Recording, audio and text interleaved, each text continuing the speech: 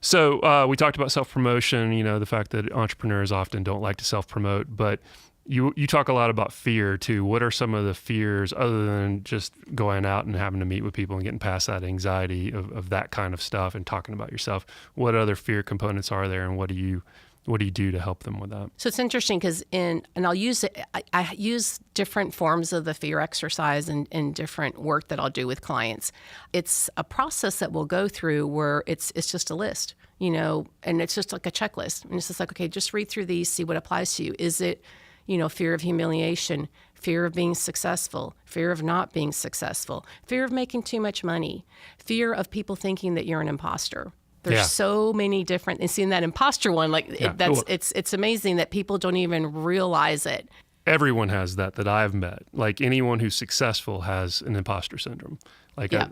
Universally, I've seen that every time because they are smart enough to reflect on what they do, and they're always assuming that their competition is doing that as well.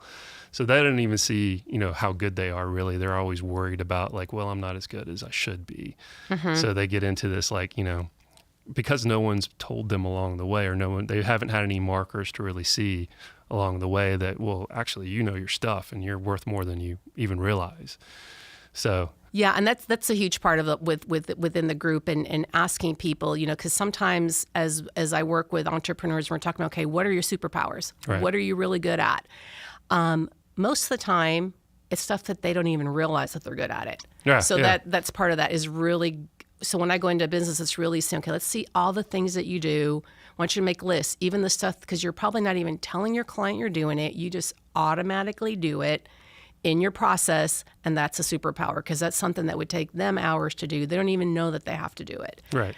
Type thing. So, and developing their niche is actually a way of helping them to deal with the fears they have. So once they understand their niche better, they feel more comfortable and gives them a kind of a skeleton to work from, Absolutely. Framework.